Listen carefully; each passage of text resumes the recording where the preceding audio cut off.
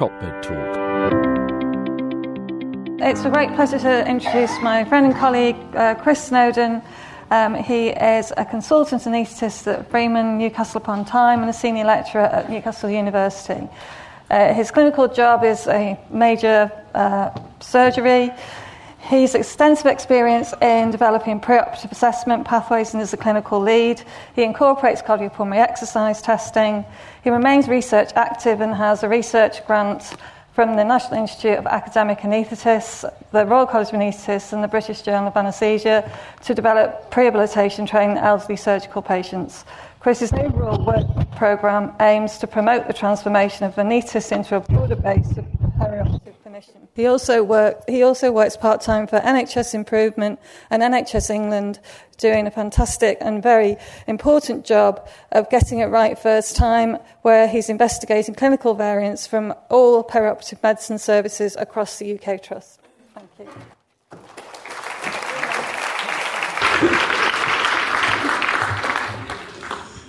Thanks very much, Sandy. So the first time I spoke, it's great to see everybody here and sort of embracing prehabilitation. The first time I spoke at this conference was in Canada, and I was asked then to speak about activity. Now I'm asked to speak about alcohol. It doesn't say much about my lifestyle choices, I'm afraid, but I have disclosures that I do have a grant at the moment with the NIAA. I'll go through the study that's been supporting. And I have no conflicts apart from I do drink alcohol. And actually, most of us, I think, as doctors, probably do. We've had some really poor messaging from doctors about alcohol and how much use alcohol is. And I'm sure I'm not the only one in the audience who remembers writing up Guinness on a drug cardex or whiskey at the end of the night. Yes, there's a few of you, I'm sure. So we don't give out some very consistent messages as doctors, but other people don't give out consistent messages either. So this is the alcohol industry supposedly promoting moderation, but also promoting this fantastic all-day IPA session IPA. There is so much wrong about that slide that he is actually lawn mowing while he's absolutely off his head. So the messages are completely and utterly different.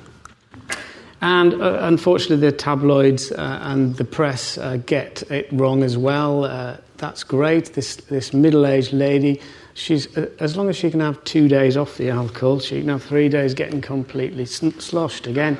So the whole thing, the messaging about alcohol is wrong. One message that is coming out from the public health sector is that alcohol is bad for us in terms of the whole public health. And this is just a graphic from the public health sector looking at the impact of alcohol on the NHS particularly, but on general chronic illnesses and cancer as well. So completely different messages. But what are the real facts about alcohol? This comes from NHS Digital. It's England 2018 data. And what we've seen with all this messaging is there has been a subtle change in what we see with regards to alcohol intake in our population. So the binge drinking that we used to see around the young, that over the years has gone down. Now, the 65s and over never really binge drank at all. But the young population have changed their drinking habits. They're not drinking half as much as they used to. So those pictures of young people on the streets are not as common as you would imagine now. And actually, the highest risk drinkers now are in that age group. So 55 to 74, that's where you see all your surgical patients. And these are the hospital admissions that are coming in for alcohol-related injuries. And again, 55 to 74. They're not the young people at all. And they're not just coming in for alcohol-related problems per se, wholly attributable. They're coming in with this systemic insult related to alcohol. So this particular one is cardiovascular disease. So all your patients who are coming in, surgical patients, about that age group that you would expect, with disease related to alcohol that's going to affect your anaesthetics and your surgery. So it is a teachable moment. It shouldn't be a moment forgotten. This is something that we need to stamp on very carefully. So what is the data out there about stopping or doing something about alcohol? This is a very early study in 1999 from Tonneson, but also Heinrich Kellick, actually, the enhanced recovery godfather. They looked at 42 patients having 5 to 6 bottles of wine a week, so very, very high input. And they used some intensive treatment, disulfiram, which is a drug that makes you, when you drink alcohol, it makes you much worse. They had some uncontrolled behaviour in the control groups, but their study was put into this Cochrane review, which then occurred in 2013. And this is the only Cochrane review to be done on alcohol in post-operative complications, etc. So you have the whole total of data is 69 patients. Also, interestingly, the same people who did the 1999 study as the 2002 study, they're exactly the same. And the interesting thing is also the authors of this was Tonneson as well, who's involved in it. So Cochrane Review says not very much about the effect of stopping alcohol in those high-risk patients.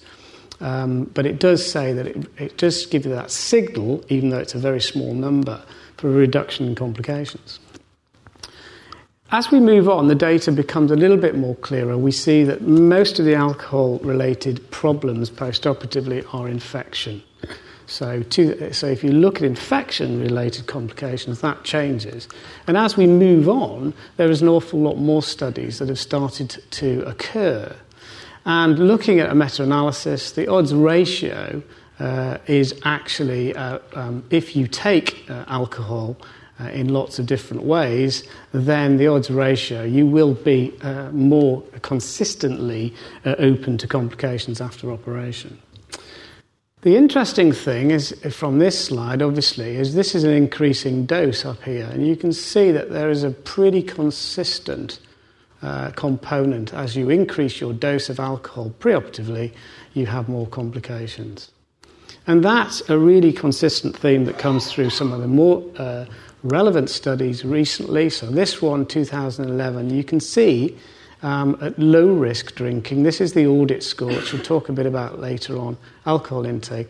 As you move up those dosage range, your risk of complication starts to go up. But it bellies out at low risk. And actually, if you abstain, some of those complications go up. So that's good, isn't it? Excellent. And it's even more important because this is a very big study that's just been put through in 2017, 90-day and 1-year risks of mortality among 30,000 arthroplasty patients.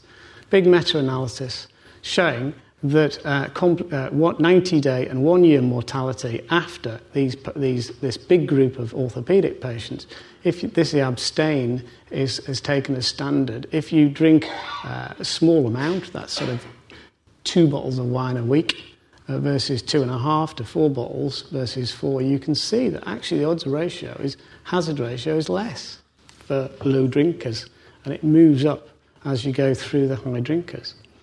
So perhaps the message we should tell to our patients is not to stop drinking, but actually to reduce down to your low risk levels. And that's an important behavioural change message that we should perhaps come out of alcohol. So what's happened? Well, how can we develop that? Well, there's this new sequin that's just come out from the NHS. It's incentivisation in terms of identifying, recording alcohol intake and giving brief advice. And this is a nice paper from the BMJ in 2015 looking at how the generalists and the specialists can change the way we look at alcohol and how we give it. So generalists and the specialists. Really, as generalists and perioperative physicians, we should be looking at awareness, screening and brief intervention and perhaps diverting the higher risk drinkers off to other specialists. just take this is increasing risk. This is the hazardous drinking group, and just look at that percentage because it becomes relevant later on, 16%. So are there tools out there that we can use? Yes, there are. This is the audit screening tool to screen our patients for alcohol intake.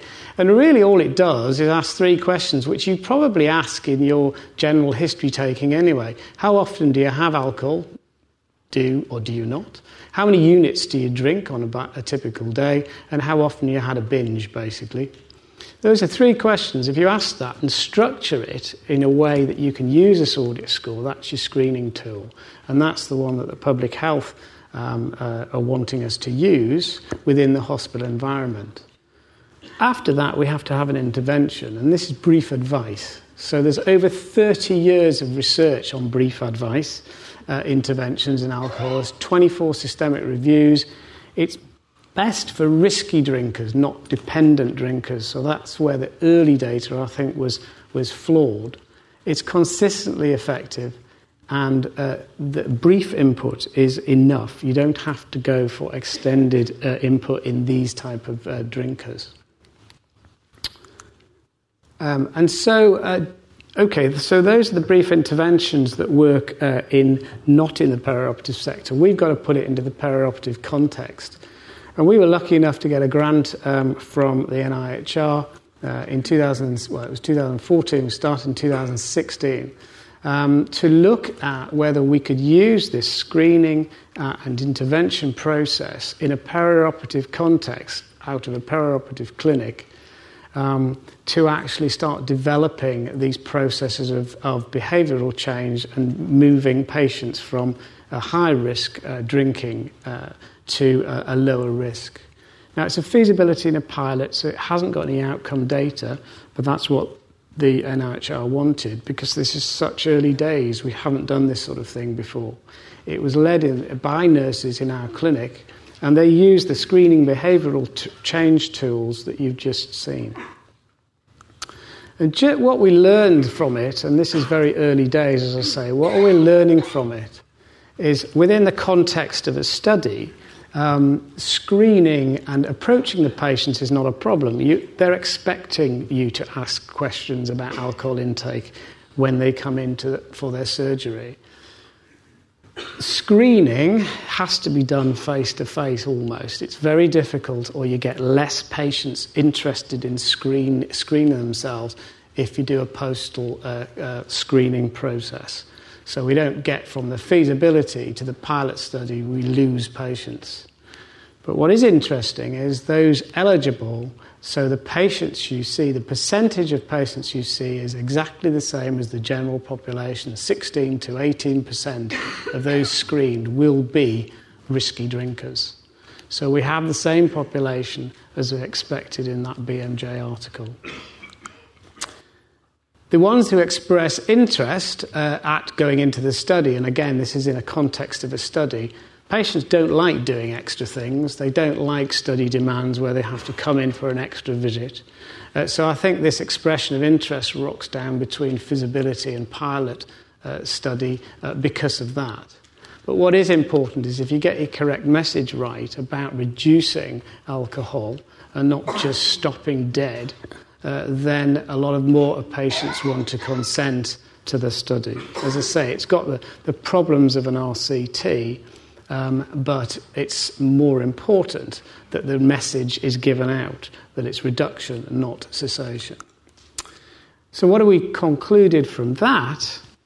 That these alcohol intervention processes, the screening and the brief intervention, is feasible. It's doable within the perioperative clinic, and that can be nurse-led. The processes are acceptable and they're readily available. If you give the right message and avoid pejoratives like risky, you make sure that they understand what a unit and a drink is, and then you can convert them. And it's very much more about the intervention is a motivational change rather than a volitional change at this point in time. If you want to change things from a higher risk, even higher risk alcohol intake, it has to be a bit more extensive advice. The study recruitment was moderate, as you saw, but what was really important and interesting is the retention of your patients was very high. So we retained, so if they went and consented onto the study, 96% of them were retained at 6 months follow-up. And there are very good signals that they're still reducing their alcohol intake at that point in time. So we do need a larger trial, and we've gone back to the NIHR about that, and hopefully they may commission it, and we'll be wanting centres around, certainly around the UK, because it's NIHR, to actually come on board with that. So as a summary, we all give lots of mixed messages because we're probably conflicted about our alcohol intake and our patients. The changing alcoholic demographic is very interesting, but it makes it so much more relevant to your perioperative surgical patients. And there is an effective association with preoperative alcohol, but the cause and effect is a very difficult, complex case, and it relies on dose dependency, it relies on age, it also relies on behavioural clustering, smoking, and other behaviours as well. But what we should be doing as perioperative physicians is embracing that moment. It is obvious that we need to. We have to provide a consistent message, and that's probably at the moment with the evidence reduction, not complete cessation.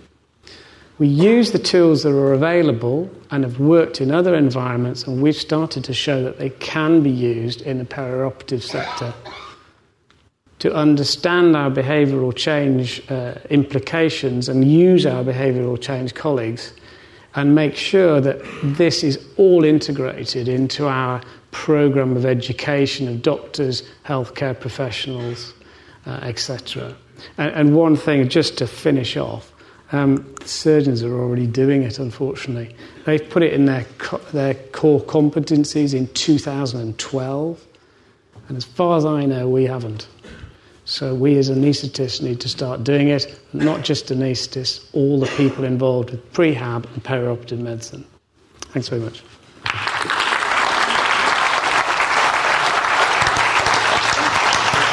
David Jerrison here. Thanks for listening to Top Med Talk.